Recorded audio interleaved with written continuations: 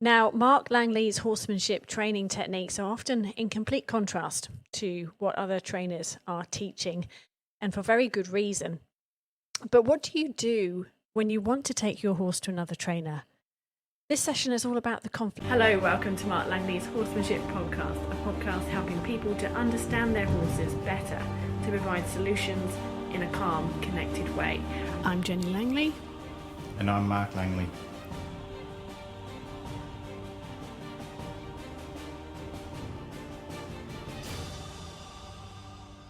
Chrissy from Central Queensland is going to your clinic later this year in Capella. It's in August.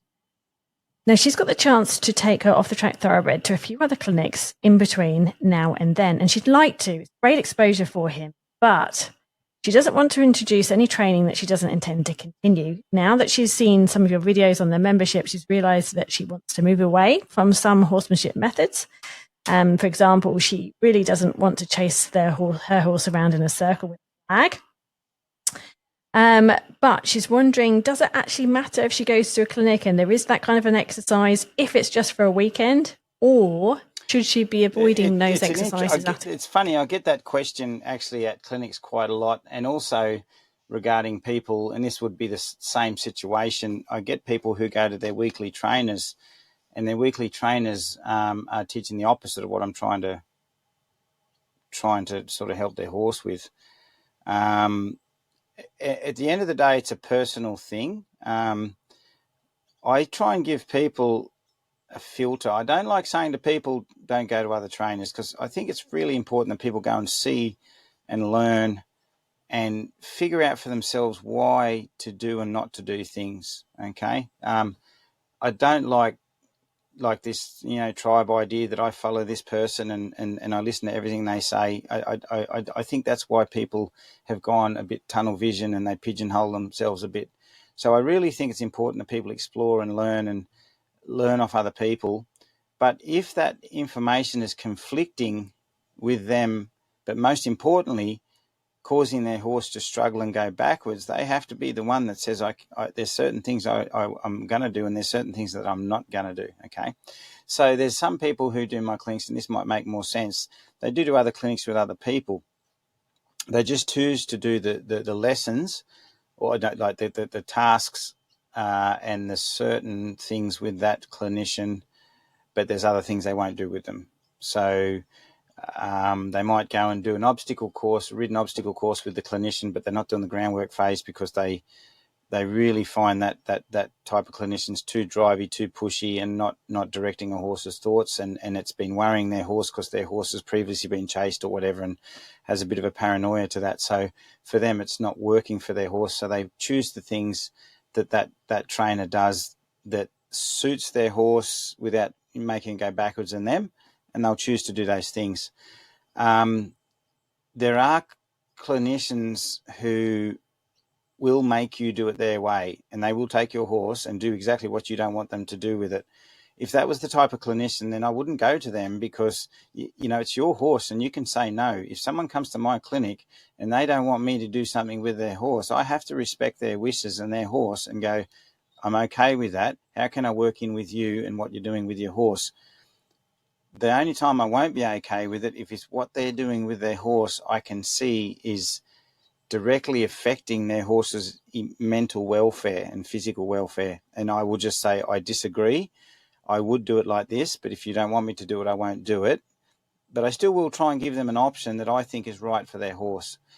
And but if the teacher can't accept that they want to do something slightly different and not do things, then I'd be walking out. But if you go to a clinic and you can, say to the teacher or the clinician, do you mind if I don't do that circling that lesson? Because I'm trying something else and it's really working. And my horse has had that in the past and it's really stirred it up. So I'm really uncomfortable doing that.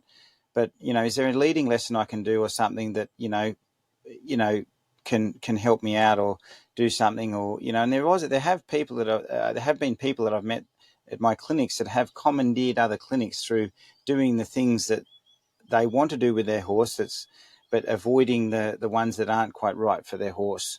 But that means the clinician had to be a bit more versatile. And if they're that type of person, then taking them to an outing. What if you're a person though that is a little bit, not comfortable about speaking out necessarily, and you just think, oh, you know what, I'm here, I'm just going to do it. So say that lesson was a driving lesson. Excuse that example, the driving lesson with a flag. So they wanted them to do something, and they were sending them out with the flag. And they've just spent a week or two teaching their horse to learn to guide with the feel. How detrimental is it going to be for them to go back to doing something that their horse, is just not what you teach, and also what they've been trying to unteach? Well, there's some horses that I've helped that have been traumatized before through that sort of stuff, and to me, it just puts the mistrust back in them to do that. So, I've just helped you learn that there's another way. Now I'm going to throw you in and say, by the way, I lied. We're going back to that. So to me, if you can't speak up for your horse in that situation, don't go to the clinic at all, because you end up risking all the good work you're doing and then going home, and you will cry when you get home, because if that has damaged your horse, all that other money that you've spent, it's not just the time, it's the money you spend on that other information and education and going to clinics, feels like it's gone out the window. So if you're really new into horses, but your gut says this is really stirring my horse up. So some people, and like I'll give you an example. I want everyone sort of to think about how important good emotional training for the horse is.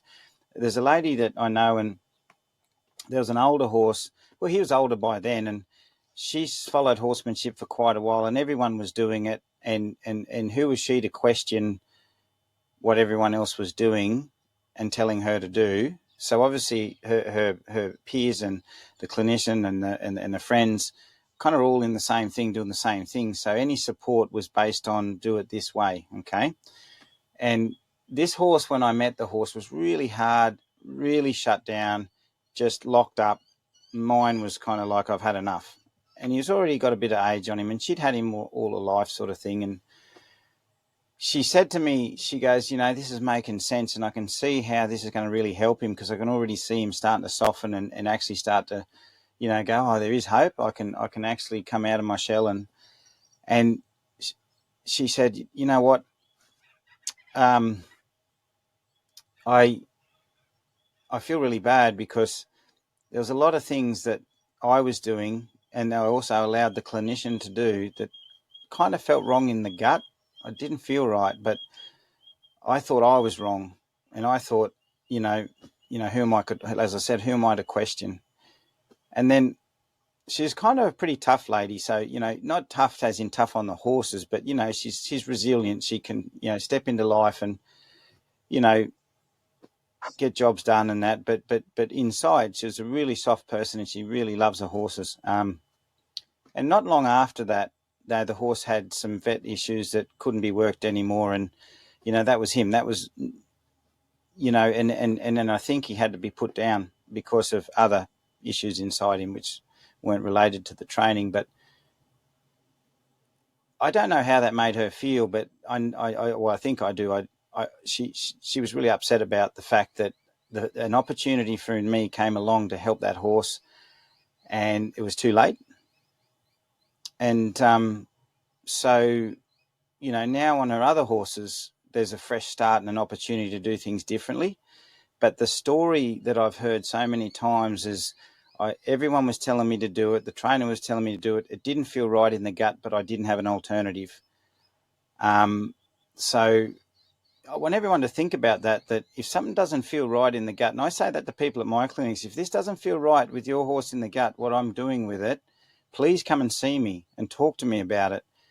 I'll try and lead you into the idea of what I'm thinking, and then you can, so we can talk about it. So I think it's super important that we have to be open, and if we don't know, we just have to look at our horses and see if it's kind of unusual that they're kind of getting a stress level that's not quite right, and it's okay to pull the pin or tell a clinician, can I take my horse back and do something different? You really have to speak up for your horses. Similar to that scenario, Shirley is in New Zealand and she's got a mare who's actually in rehabilitation and recovery from a fractured E3. Now, she's been trying to get her to go forward, but she's a mare that is very resistant to going forward. She obviously doesn't want to. She describes it as more woe than go. She's been looking at your videos on body control and she's quite interested in your slow walk sort of training that you have mentioned. And she'd like to know a little bit more about that. Before I go into that, though, I want to just tell you about the scenario with Shirley. She has a trainer and this trainer that she goes to likes her to kick a horse, but she knows that her horse doesn't respond to it very well. They've been hacking around and trying to get her interested in moving, but she's definitely worse in the arena when she has these lessons. She also said that there's driving pressure that's introduced with her on flags, on white flags. So I just wanted to know, is that sort of training that's going on, which you definitely don't teach, is that hindering this mare wanting to move forward? Just first of all, I just want to sort of just broach that. So why does this sort of thing happen? It's interesting. As I said, it's because of this training that the horses end up like this. One of the reasons why using your legs all the time just to make a horse go can sort of dull a horse is because a lot of horses were never taught really truly to understand how to follow the feel of the legs. A lot of times people ride horses assuming that the legs just work. And if you just watch, even young horse colt starts that you see these competitions and the trainer just tapping and bumping and tapping and bumping and just, expecting that the horse just is going to start to, find it uncomfortable enough to move off the legs. Now, right from a young horse, right through to an older horse, it's very common when people ride, they feel that energy of the horse slow down, they apply leg. Now, the energy of the horse slows down on a young horse and an older horse because of maybe, say, I'll give you a few reasons, a lack of confidence. So, okay, the scary end of the arena and my mates are behind me. I really want to go back over there, and they slow down and then we kick them. And because their mind is really frightened of going forward or really stuck on the destination behind them, all their thoughts are trying to not go forward because it's unsafe or more desirable to be behind them. So they're in the most negative mindset to want to go forward. So then what do? We kick, and of course that first kick doesn't work. And where do the legs come from? They come from behind the horse, behind the horse's eyes and head. So then the horses think back to the legs and go, what's that there? And they suck back, and then we kick very quickly, because every time a horse slows down, people put leg on. If they're slowing down because they don't want to go forward, it's less likely you're going to get a positive response to the legs, and it's going to be a bit of a battle. So they learn to dull to the legs. So that's why I say to people, you steer the horse in a direction that it kind of likes and it wants to go. Then you slow it down and then you speed it up with the legs. So then it goes, oh yeah, I want to go that way. So then it says yes to the legs. And so whereas if you do it the other way, sometimes the horse says yes to the legs, sometimes it says no, and more often than not it says no, and then you've got to do more to get it to go. And then after a while, you see a rider of this type of riding going around an arena, and I say to someone, how many times did you squeeze your horse to get around the arena? And then they go, I'm not sure. And I go, well, let's have another run and see how we go. And then by the time they just did one lap of the arena, I said, I think you used your legs 30 times. And in that 30 times, how many times did you get a change? And they said, well, what do you mean? I said, well, how many times did the horse speed up to the legs, or did you just feel it slowing down and kick it? Because to me, the horse maintained the same speed all the way around, and you just kicked it because you felt it wanting to slow down. So basically, what was happening is every time the horse thought about slowing down, the rider kicked it or squeezed it, which meant the rider was carrying the horse the whole way around, like pedaling a bike up a hill. So that dulls a horse to the legs. So one, you're making them go where they're frightened to go with the legs. Two, you're trying to take them away from somewhere they want to be with the legs, and 3, you carry them with the legs all the time, well, they're going to get very dull to the legs, very sour to the legs, and then their rib cage is going to be like a brick. And the other one, which is 4, would be how much did you teach that horse, or how often, or how much time did you spend teaching that horse to really understand that rib cage pressure means think and go forward? Did you do belly roping when you gave them their first rides? Did you really set it up that they already had forward, and then you taught them to accelerate? Okay, so that's another thing. But if you look at like a solution to that, say the scenario where I said the person, kicked the horse 20 to 30 times to get around an arena.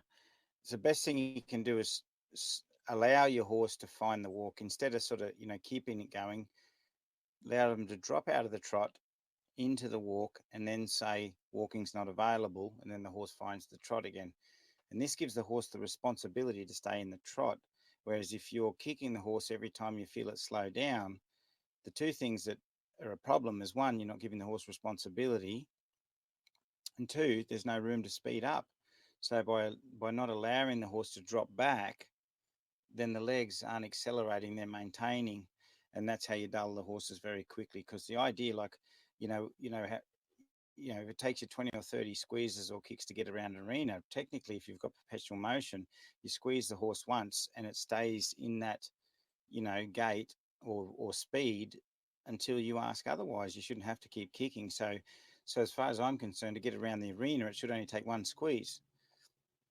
And you can go around the arena 10 times with that squeeze. That's perpetual motion. Now, what does perpetual motion come from? It comes from a horse going towards their thoughts. That's the most important thing. Whereas when we maintain and carry, the horse's thoughts end up back on the legs all the time. And then as soon as we stop riding, the horse just kaplonks and stops. And then the problem with all that type of riding, you end up having to go to sticks and spurs because because of the dullness. So then when you got spurs on, of course you can push and create, sometimes even pain on the horse. They keep going because of the sensitivity of the spurs, but they're still learning to dull to the bare leg, and they're still not really responsible and going towards their thoughts.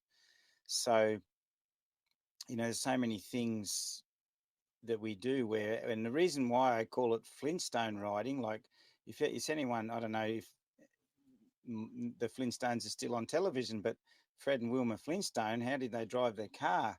They've had their feet through the floor and they're going pedal, pedal, pedal, pedal, pedal, pedal, pedal like that.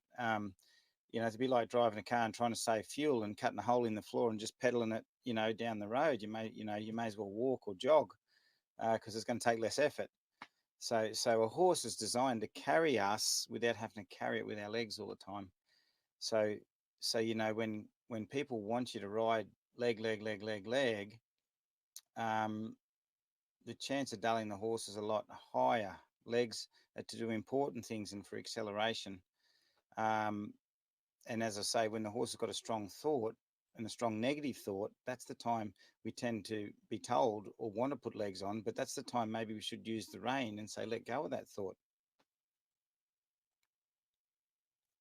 So, Shirley, if you want to look into this a bit more through the videos, and I know you were interested in that slow walk, we do have videos on the membership for you.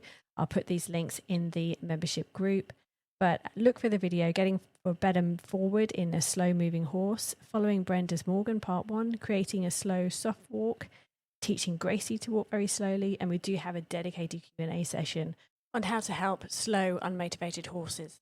Yep. The other thing on the unmotivated horses stuff, the one rein start, and just to sort of put it in context, riding your horse with the reins, you can get perpetual motion with the reins. So one rein start is to get a horse to follow a feel and let go of the idea of hanging at the gate or standing still, and then they search. And then you can actually use the rein as a parking tool. So every time the horse parks, you can pick up the rein and get it moving again until you get perpetual motion. So every time the horse's thoughts are too forward, you turn them. Every time they're too backward, you turn them until they're sort of neutral and just traveling, and there's no sticky points, no nervous points, nothing. And then you've got the perpetual motion, and that's where you can slow your horse down from and then start to introduce legs to speed them up.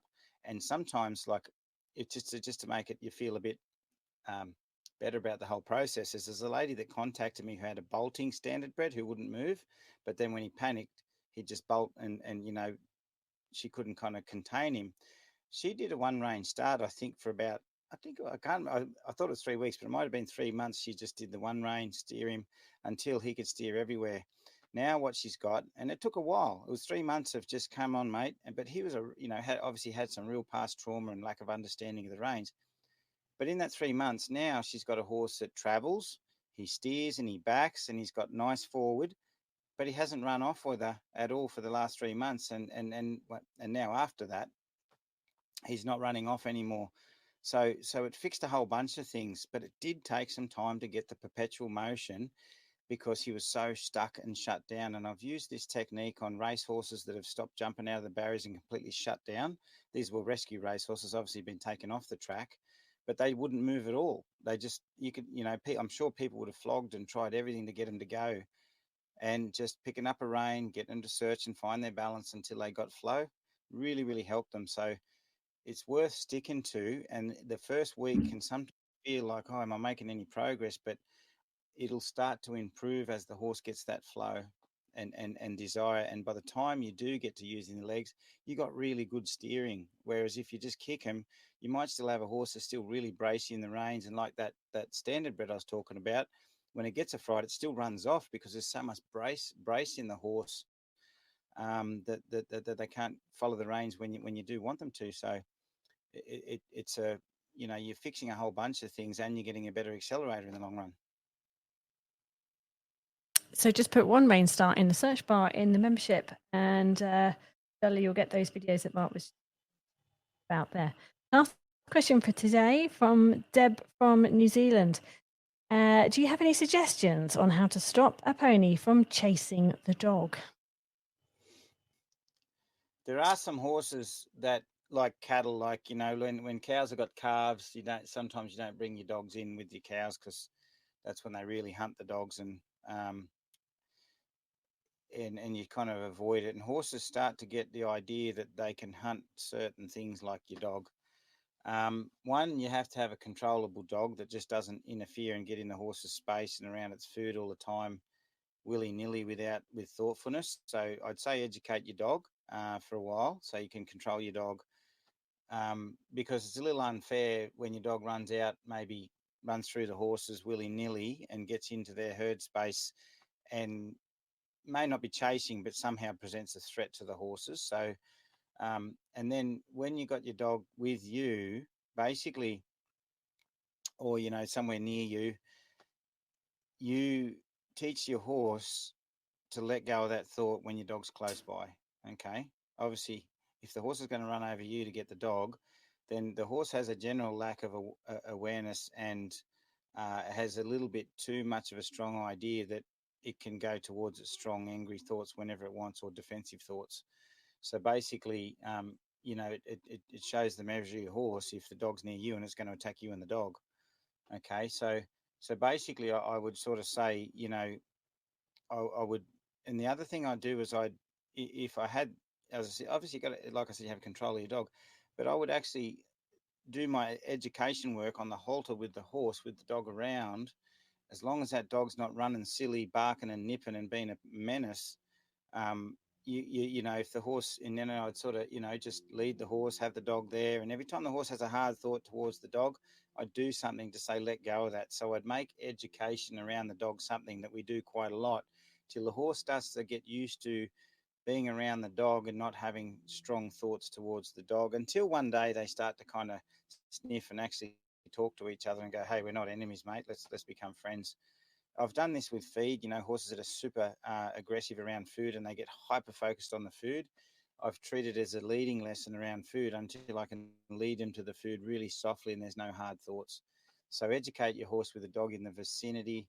Give it an alternative when it's thinking towards that dog in a hard way. Give it an alternative, do something different, interrupt the thought, things like that. But if your dog's out of control and an annoying dog, it's a harder lesson to do, and your dog needs to kind of step into line as well, because there might be times your dog sort of sneaks out in the paddock and sort of heels the horse every now and again, and if it's one of those dogs, then the horse has got every right to be defensive towards it because the dog started the fight. So If that is the reason, then it's not so much the horse's problem, yet you don't want the horse to see everyone's dog and attack it because of the memory of a bad dog. And that's the other thing. Maybe that horse has had memories of dogs that are inside it, like the memory of the trainer that chases the horse and everyone with a hat, scary kind of thing. So if that's the case, then you have to do that lesson with your horse and the dog around, so you can actually finally get them to meet each other and actually be not afraid of the dog. And yeah, see how it goes.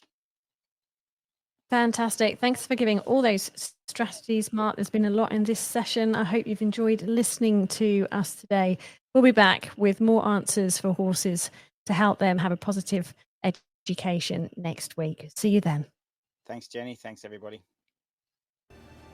If you enjoyed this podcast, please like it, share it, or send us a comment. It all helps in reaching new ears and helping more horses. And if making a change in your horse appeals to you, Mark offers his direct support and a diverse learning platform. Head to marklangley.com.au and grab your 7-day free trial.